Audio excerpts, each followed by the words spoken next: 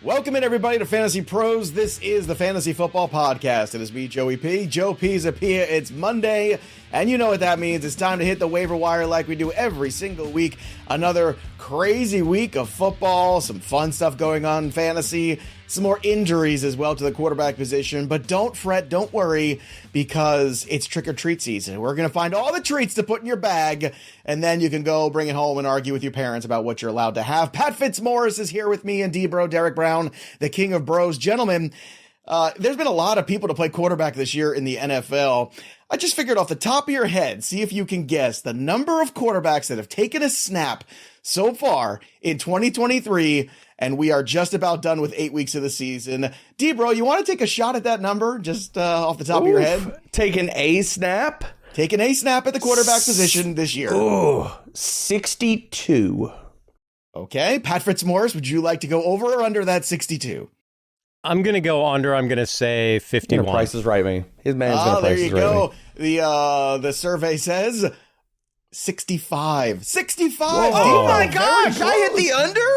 Oh, wow. You did. Didn't think that. Tommy DeVito put it over the top for you at the end of the day. But that's the kind of week it was in the NFL, and it looks like we've got a lot of other injuries to talk about. But we're going to break it all down for you. We're going to tell you who to add to your teams, make that all work. And speaking of adding things, how about adding something really fun to your fantasy football collection? Because we've got a winner for the Ultimate Custom 1-of-1 Championship Belt, courtesy of Trophy Smack, and that winner is Jonathan Dalupan. Jonathan Dalupan, you are the man. You won. Get in touch with us at customer support over at mailbag@fantasypros.com. Again, that's mailbag@fantasypros.com with your mailing address and proof of your subscription to Fantasy Pros YouTube channel, and we'll get in touch with you again. The winner is Jonathan Dalupan. Congratulations, buddy. You're the big winner. And of course, that means something new is up for grabs. And if you want a chance to win a signed Dak Prescott Dallas Cowboys jersey, courtesy of Pristine Auction, the premier autographed sports memorabilia auction house, you need to subscribe to Fantasy Pros YouTube channel right now. Comment below on the video. That's it. That's all you got to do. And we'll be announcing the winner right here on the channel. So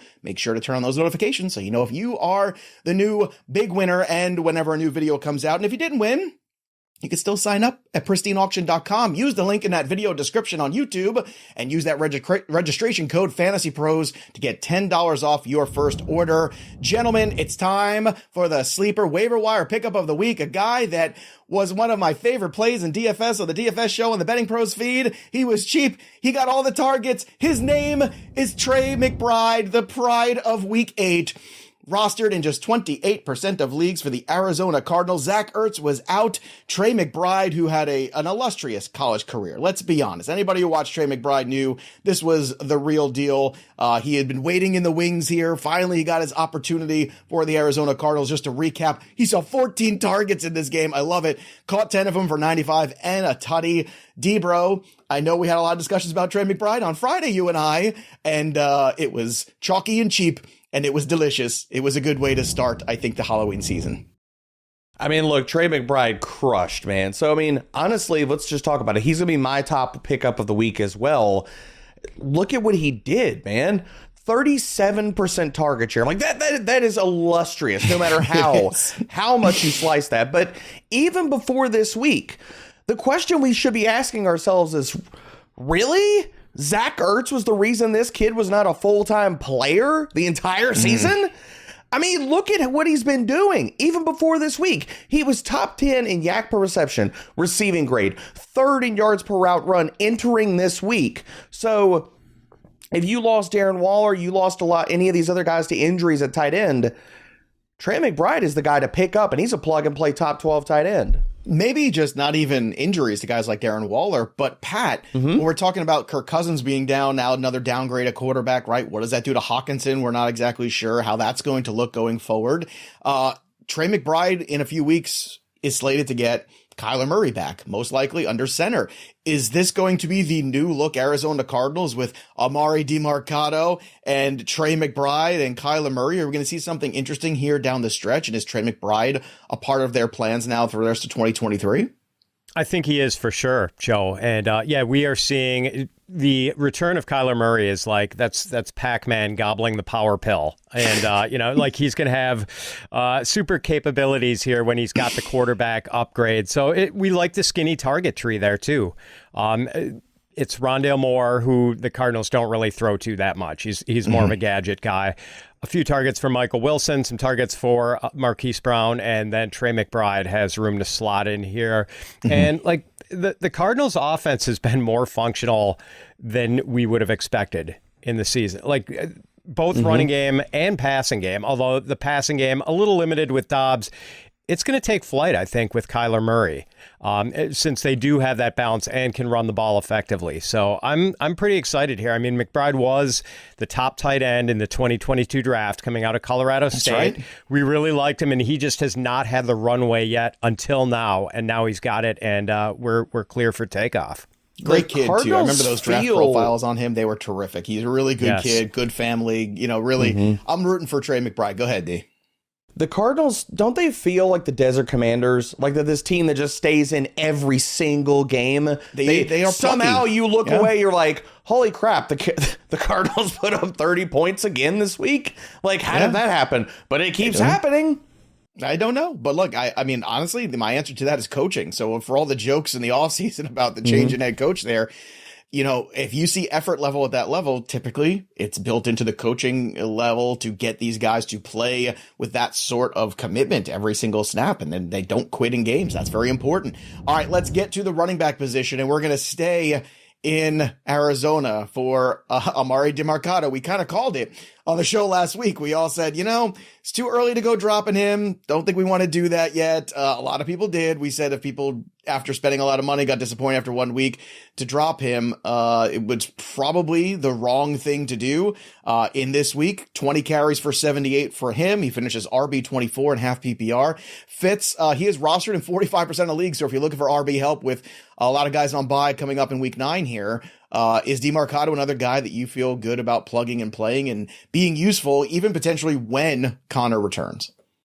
Sort of. I don't know about when Connor returns, Joe. Like they have been inclined to use him as a workhorse, and I don't think there's any standalone value to Demercado once Connor gets back. But as far as whether to pick up Demercado, kind of an interesting like arguments on both sides here. So first of all, I think Connor is first eligible to come back in week 11. So that gives Demercado 2 more weeks as the lead back. But the matchups are tough in those 2 weeks. It's the Browns, whose defense is terrific all around, and the Falcons, who've been really good against the run. So plus Keontae Ingram played a fair amount of snaps on Sunday and actually ran more routes than Demercado. But Demercado is the primary ball carrier. And I talked about how their running game has actually been pretty good, Joe. The Cardinals went into week 8 ranked 7th in running game DVOA. Like, so they have been in the top quarter of the league as far as effectiveness running the ball. Pretty impressive. So even though these matchups are not glowing the next 2 weeks, look, we're in a 4-team bye week in week 9. So people are going to have holes to fill. And I think Demercado can be a spackleback for you in week 9. So, yeah, you know, if you've got a hole, I think you can justify like 10 to 12% for Demercado. I think I saw them open for the Mighty Bosstones back in the mid-90s. Back. They were really good. Derek Brown, look, I don't want to spend too much time here on Emari Demercado, but because we've talked about him for a few weeks now, but just for the folks that are still out there, are you kind of where Pat is, where, hey, it's another couple weeks where you can get some flex RB appeal out of this guy? There's a Nickelback joke in there somewhere. I tried not to make it, but then again, this is how you remind me of who you really are. So. I was like, there's a joke in there somewhere, and I can't come up with it. Oh man, but with Demercado, yeah, man, I think in the next 2 weeks, he's going to be at that fringe, like borderline RB2 status because he's getting the work. He's almost gotten 20 touches over the last 2 weeks, 70 total yards, and to Pat's point, so Cleveland. I'm worried about their secondary, but I'm not worried about their run defense. Like, they're bottom 5 in explosive run rate, yards to contact per attempt allowed.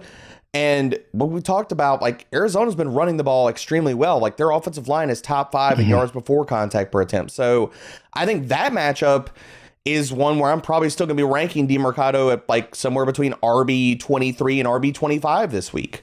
So I'm going to have him in that range. So if he's still out there, yes, spend the 10 to 12%. Get him on your roster. Week 9 team buys, by the way, just to remind everybody at the top here. Javonte Williams will be gone for the Broncos. The Lions, you won't have Montgomery, not that you've had him the last few weeks, but you won't have Gibbs either, Travis Etienne, and Christian McCaffrey. So some big names there on the running back position. They're not going to be available to you all this week. Now, who are the pretenders? Who are the contenders? We're about halfway through the NFL season, but DraftKings Sportsbook is still pumping out unbeatable offers every single game, and new customers can bet just $5 on anything to get $200 instantly in bonus bets. DraftKings isn't stopping there. All customers can take advantage of a sweetener offer every single game day this October. A lot of fun games on the slate. We'll get to them on our Betting Pros Look Ahead show today, so check that out also. But get in on the football action with DraftKings Sportsbook, an official sports betting partner of the NFL. Download the app now and use that promo code FantasyPros, and new customers can bet just $5 on anything to get $200 instantly in bonus bets. Only on DraftKings Sportsbook with that promo code FantasyPros. The crown is yours. Let's see if there's some other running backs that might be ours this week. Royce Freeman, 22% rostered. I know we talked about Darrell Henderson. Henderson saw 46 snaps, Freeman 53. Obviously, in terms of the routes, they were pretty close. In terms of the carries, they were pretty close there. Henderson got more targets. Freeman did not. But DBro, 22% rostered, looking for some of these guys out there and in the running back market in terms of spend. How do you approach Freeman this week if he is still out there, which, 80% of leagues he is? 2 to 3%. Okay. I'm really throwing out min bids for him, and this is not take lock. I was not big on picking him up last week, and I know he got more work this week, but I think this backfield is just going to be a mess. If Sean McVay's not going to lean on just one guy, and Darrell Henderson's not going to be that primary guy almost 60% of the snaps last week, now considering what we've seen in week 8, this is just going to be a mess, and now we have Kyren Williams coming back in the next few weeks. So, really, if I were to ask you, Joe, who's definitively going to get the running back touches in the red zone? Would any of us know the answer for that? No. So, I'm not going to spend up for Royce Freeman. No, and I understand that. I think that's a very reasonable scenario that you're laying out there. Fitz, let's get your take here on this Rams backfield too with Freeman. DBro asked who's going to get the touches in the red zone. That might be a hypothetical question if Brett Rippon is playing quarterback for the Los Angeles Rams this week. We don't know what Matthew Stafford's status is as we record this. He banged his thumb several times. For some reason, the Rams decided to call a 2-point conversion pass to him and let him bang his thumb again once more when he dove for the end zone. You can see in his face too when he came up. Oh yeah, that looked painful. I guess indeed. We should make it 66, guys. Move that quarterback number up to 66 up that board. It's like you mentioned, the Price is Right. It's like that yodeler. Remember that yodel guy who used to go up the hill and go up the hill, and then eventually just went a little too far, and then he came crashing down to his death. That kind of feels like the quarterback position. I thought we were going to get you to yodel for a second. I thought that was about to happen. You know that. Every sick kid knows that song. Every sick kid knows the Yodel-a-hee Hoo song. And if you don't, then I feel sad for your childhood. Pat, continue. Or the kids who weren't actually sick, but fake being sick so they could stay home and watch The Price is Right. We know which one Pat is after that comment. Hello. So Freeman is part of a two-man backfield until we get the return of Kyren Williams. No, they might not have Matthew Stafford this week, but maybe that means they run the ball more, and they're playing the Packers, who do not have a great run defense. So it's possible it could help. I don't know. It probably doesn't help that Stafford with the lack of touchdown. You were building up a really good narrative, Pat. I can't stick with that narrative. It's too phony. So, but yeah, as a guy who's going to play in a 14 bye week, if you're looking to patch a hole, and there's ample competition on your waiver wire, and it's going to be difficult. I could see spending 6 to 7% on Freeman. Okay, he's got the Green Bay Packers this coming week too, so we'll see. They're in Green Bay for that one. One more guy to talk about, Zach Charbonnet. I want to highlight him because, again, it wasn't a lot of work, but man, it looked good when he was doing it. And this is kind of our thing, Pat, which is Charbonnet was a running back we all really liked, and then he landed in Seattle, and we all were kind of confused. And it's been Ken Walker's backfield who has earned that role to be the starter and be the man. But looking forward here, right now, Charbonnet is rostered in 50% of leagues. He is still available in half of leagues out there. And it feels like this might be one of the more valuable pieces in all of fantasy, just hovering on waiver wires if an injury should strike or if anything should happen. Maybe Walker gets a little case of the fumble, something happens there, and you see more Charbonnet. So this is the stage where we kind of know the teams that are competing for championships, competing in the playoffs. If you're one of those teams, how aggressive should you be on Charbonnet? Pretty aggressive. I hate the term league winner, Joe. Just despise that term. But if anything happened to Walker and you had Charbonnet on your team, I mean, that is the turbo boost for fantasy teams in the back half of the season. And I don't think people are going to maybe look at the touches and the snap share this week and think like a backfield takeover is happening. I don't think so. Walker is dealing with a calf issue. Missed some practices this week. I just think Charbonnet was the healthier guy this week, which is why he outsnapped Kenneth Walker.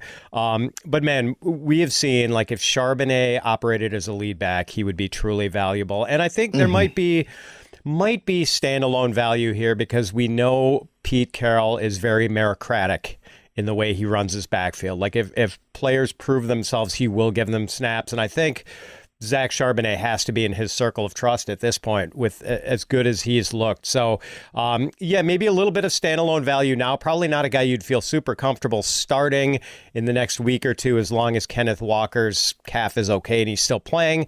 But, man, if anything happened to Walker, I mean, Charbonnet is just a lottery ticket long term. Well, I think that's what you want. You're looking for outs. And more importantly, too, to Pat's point, Derek, is – if this guy does have that, and I hate to say it, the league-winning potential if something should happen where he gets the backfield, you can't let that potential go to another roster. So it feels like a little bit of aggression in terms of your bidding is appropriate here on Charbonnet because of the talent and because of the possible range of outcomes that he might have here down the stretch. Yeah, you want to act like the Hulk. It's all measured aggression here, baby. You're always mad. And that's how you need to put this bid in this week. 12 to 15% is absolutely what you need to be doing. And all the parts and pieces we've talked about, he would own this backfield if anything happened to Walker. And I'm not going to dismiss, I don't know definitively as we're recording this. Does Kenneth Walker play next week? Because Charbonnet outsnapped him, got almost 60% of the snaps this week. Kenneth Walker did not even practice until Friday. And then, he's just in for a full practice, which Fridays are a walkthrough day anyway, so they can kind of flub that. We've seen other teams kind of do that. Like the one week where Javonte Williams didn't practice, and he was a full, and then he comes out to the media and he's like, I didn't practice in full all week. So with the practice reports, I take them with a grain of salt, but considering what we've seen this last week, and Kenneth Walker didn't even practice last week, I'll be very curious to see what his practice reports open as on Wednesday. So I want people, bid aggressively for Zach Charbonnet because the upcoming matchups, they get the Baltimore Ravens this upcoming week.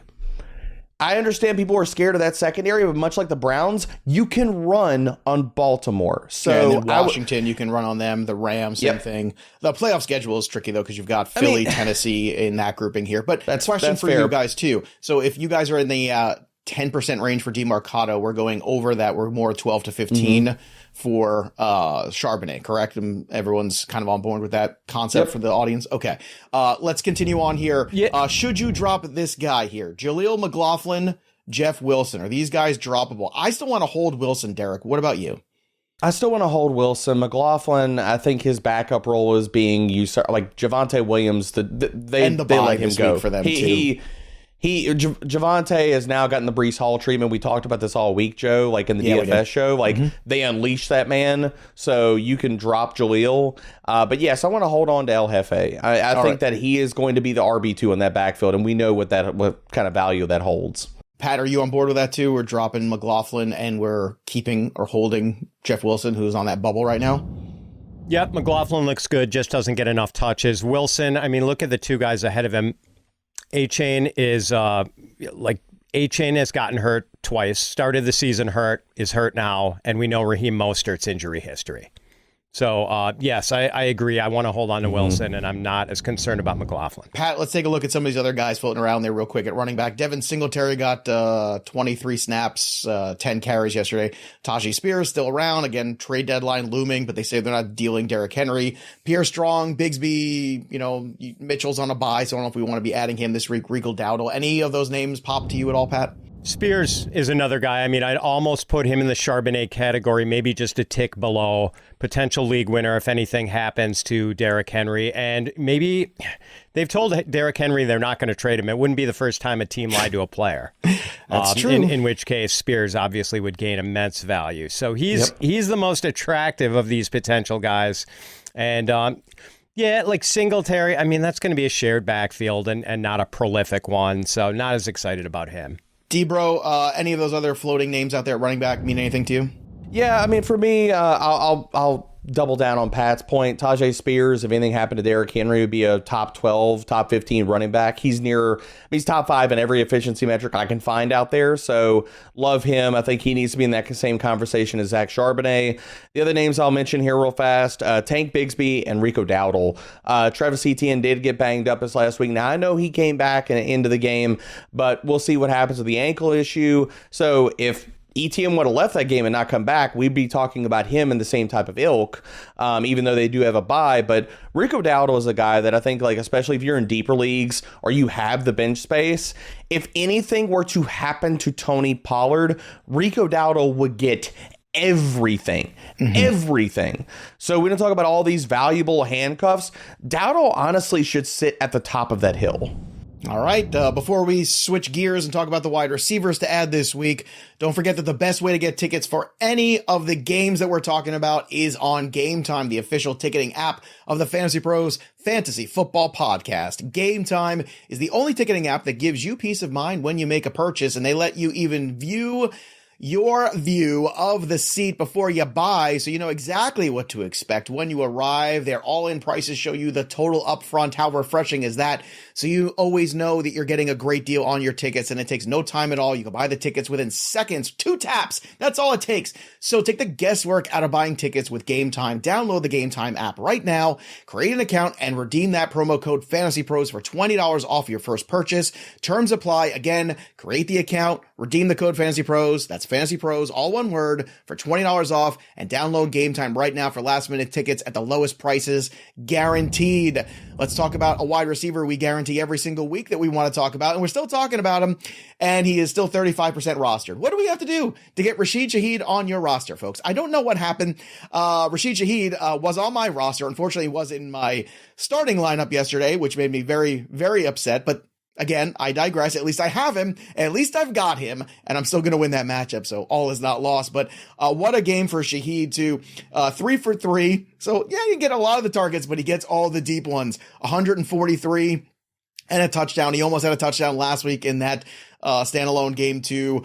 DBro, Rashid Shaheed is a guy that, you know, they will try to open up that field a little bit, and he is that guy. He is beating corners, he is fighting for footballs, and he is making some big splash plays. Maybe not the big volume guy in terms of targets, but he is the big play guy, and I think that's the kind of guy you love to have on your roster for a flex spot. Oh, absolutely. He's the guy that could win you a week from the flex spot, and we've seen him do it 3 times, Joe. He's got 3 outings with at least 18 fantasy points. It's the 3rd time this season he has gone over 80 receiving yards. It's the formula I keep talking about every week in the primer, and we discuss on this show weekly, and people still don't want to pick up Rashid Shaheed. That's fine. If you don't like fantasy points, I don't know what to tell you. But with Shaheed, it's, does the team run a lot of zone? Okay, check. Do they suck versus deep passing? Check, check. Then why would you not like Shaheed, especially with these upcoming matchups? Chicago Bears, the Minnesota Vikings, each one of these defenses utilizes zone on over 70% of their defensive snaps. So these next 2 weeks, and we talked about this 2 weeks ago, Liquor was like, hey, this upcoming stretch of schedule for Rashid Shaheed could be amazing. He could be a top 36 guy in every single one of these weeks. So if you haven't picked him up, please amend this problem for your fantasy roster and grab him now. What's the percentage you're going to spend on him?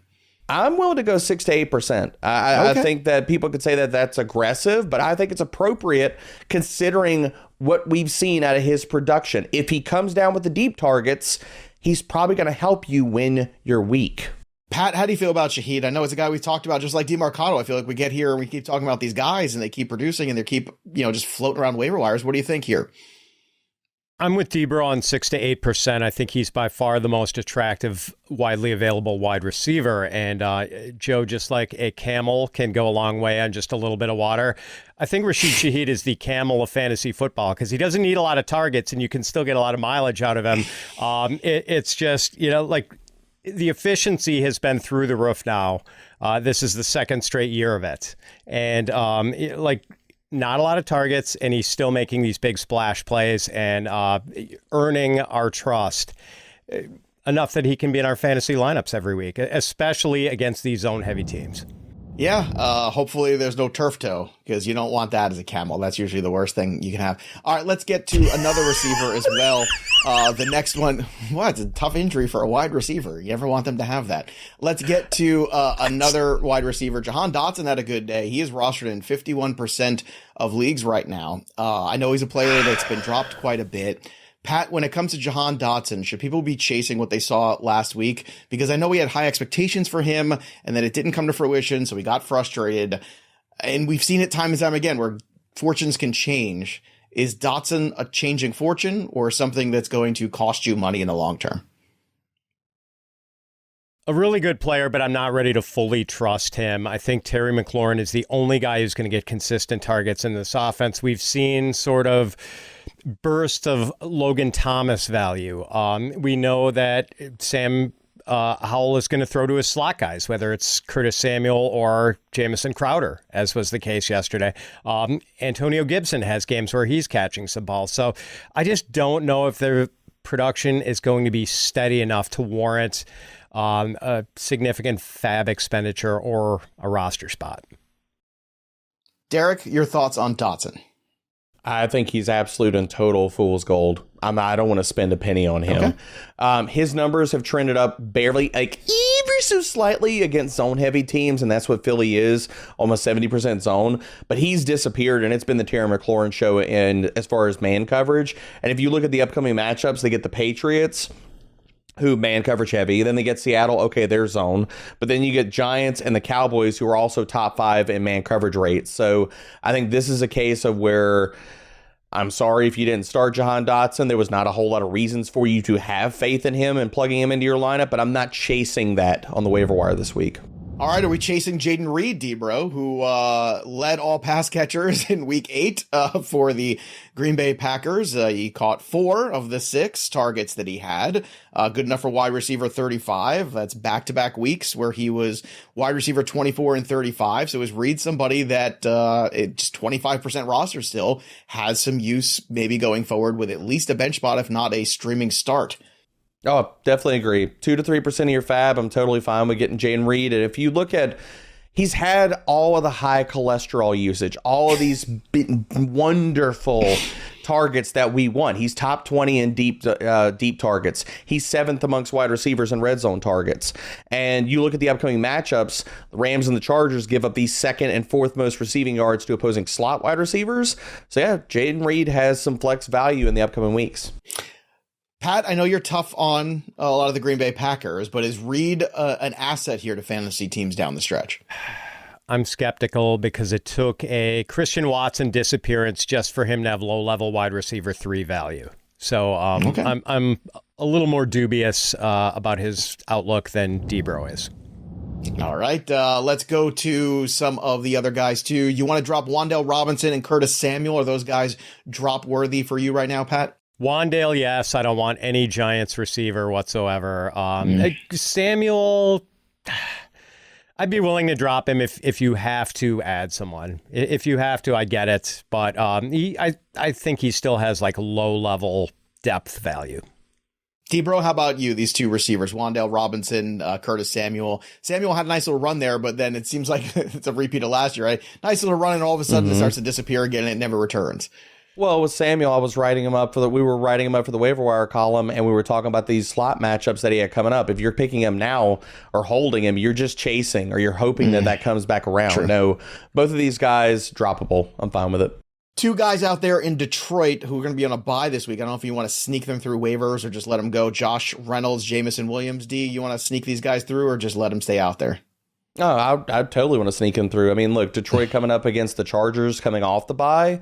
Chargers are bottom 3 against everything for wide receivers. So, yeah, both of those guys could hold flex appeal, especially Jamison Williams. If both of these guys are on the waiver wire, I'll take the ceiling shot with JMO because I know what his role is. He has a 22 ADOT. The Chargers are bottom 5 against deep passing. So if I'm looking for the ceiling outcome and that type of play that if he catches he could have a Rashid Shaheed type of stat line when they come out of the bye. That's the guy I would prioritize out of these two Lions wide receivers. Pat, Michael Wilson, Khalil Shakir, Demario Douglas, 3 names I think the casual fantasy football fan is still kind of learning, but one that the deeper leagues are certainly aware of. Are any of these 3 guys, or maybe all 3 of these guys, worthy of speculation here down the stretch? If Kendrick Bourne is out for a while, Demario Pops Douglas is the best wide receiver on the New England Patriots. And I do think he's going to develop into a fantasy relevant player here with some runway. Like Juju and Devontae Parker just haven't been doing it. Kenyon Booty just Kayshon Boutte, not Kenyon. Yeah.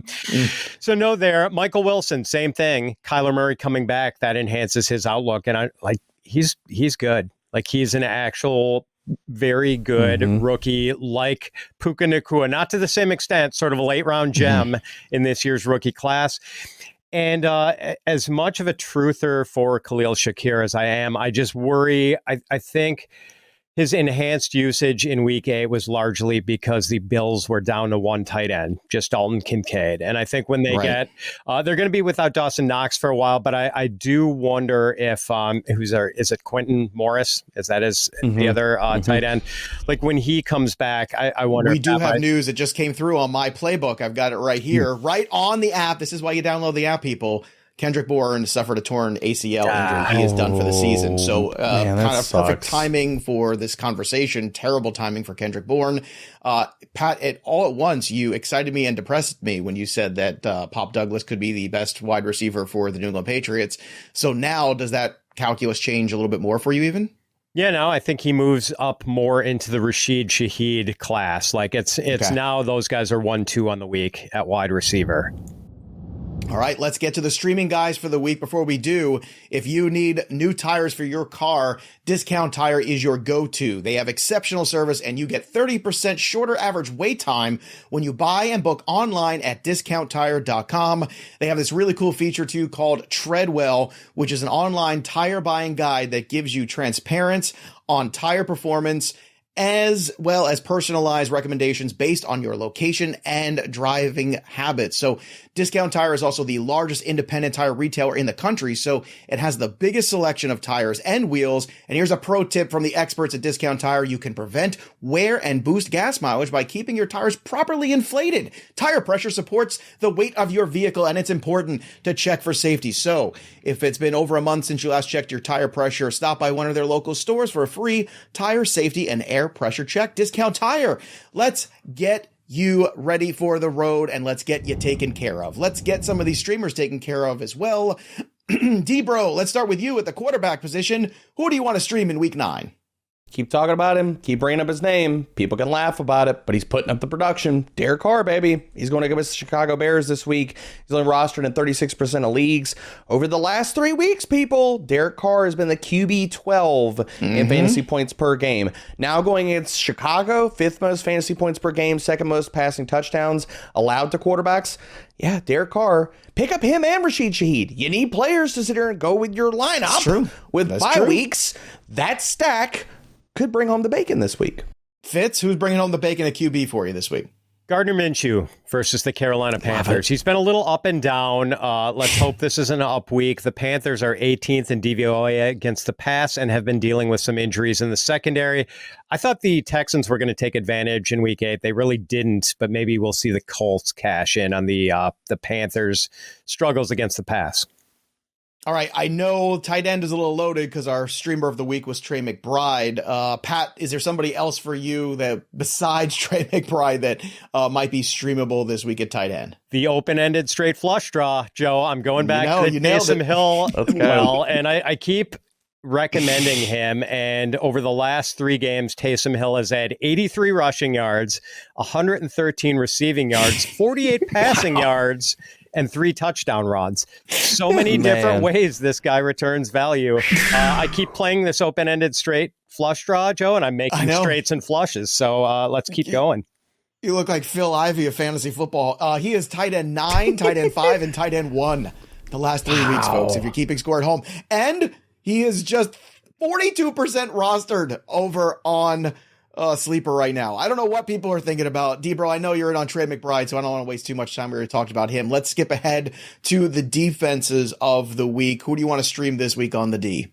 For me, it's going to be the New England Patriots going against the Washington Commanders. And I'm not going to tell you that they're fantastic, but you look up every single category for sacks, pressures, all these different things for Sam Howell. The Patriots are going to be able to get pressure, and they're going to be able to sack him. And those lead to fantasy points, people. So start the Patriots. And we all know the Commanders play up and down to their competition, so we know which Commanders will show up this week. Next one on here, Pat, for you, defense. Who do you want to stream this week? The Atlanta Falcons. I mean, they get the Minnesota Vikings. They're going to be going against Jaron Hall in his first NFL start. Rookie quarterbacks making their first... it sounds a lot, Pat, like what we talked about last week with Will Levis, and then all of a sudden that don't. Jaron Hall is not Will Levis. Don't go there. I'm just saying. It sounds eerily familiar with last week's conversation. Levis was at least a day 2 pick. Jaron Hall is a day 3 guy. So I'm not overly optimistic. Ears, loins, and his whole soul are burning somewhere hearing that Jaron Hall love. Can we agree never to say Thor's loins on the show ever again? I'll try not to. I can't promise anything, Joe. Bat, go ahead. Make your case for the Falcons. Yeah, I mean, that's it. You're going against a late drafted rookie quarterback. Rookie quarterbacks in their first NFL starts, they're going to make mistakes. I think we get at least like 1 interception out of Jaron Hall, probably some sacks too. I would hope that the Atlanta Falcons defense got together and said, hey, we need to figure things out. By the way, Grady Jarrett also done. So he will not be playing the rest of the season. That's another big loss here. So many injuries this year. It's why we got to stay vigilant with these waiver wire pickups, and make sure you're checking out the waiver wire column too that the boys put together every single week. FantasyPros.com. That's the place to find it. It gets updated as well. Plus our waiver wire rankings are available. You can check out the waiver assistant over at My Playbook. Gentlemen, for those who don't have the free agent budget, what is the order of adding free agents this week on the wire? Pat, let's start with you. Who are your top 5 ads for week 9, pardon me. I'm going to prioritize the running backs, Joe. So it's going to be Zach Charbonnet, number 1, Tyjae Spears in the same vein, number 2, number 3 in the more immediately utile guy in a 4-team bye week. Darrell Henderson, if he's there. If not, we can just sub in Royce Freeman, then Trey McBride, then Rashid Shaheed. I love that my vocab always gets better every show that I work with Pat. That's like a big plus for me. I'm always trying to improve that. The word of the day, toilet paper, was working out for me, but working with Pat twice on Monday, always much better. DBro, your top 5 ads for week 9. What do you have? I always feel like I come out of this show just a little bit smarter. Number 1 for me is going to be Trey McBride. I mean, you're telling me I can get a plug-and-play top 12 tight end off of the waiver wire? Yeah, that's my number 1 guy. After that, I'm going to go more of a short-term view. Players that I'm looking at, can you plug them in? And some of these offer some long-term value as well. So number 2 is Emari Demercado. Number 3 is Rashid Shaheed. 4 is Demario Pop Douglas. And 5, Zach Charbonnet. Yeah, Demario Douglas, potentially in those deeper leagues too. That's a player, absolutely. I think people are going to have to watch there. All right, that'll do it for us, everybody. Again, if you need more help on the waiver wire, go to FantasyPros.com, check out the waiver wire column, use the rankings for waiver wire, use My Playbook for the waiver assistant, use all the tools we're giving you out there, and don't forget to subscribe to the YouTube channel. Drop the comment below because you might win a Dak Prescott jersey. If you do, it's a pretty nice one there. So that'll do it for us, but the story of the game goes on. For Pat and DBro, I'm Joey P. We'll see you next time, kids.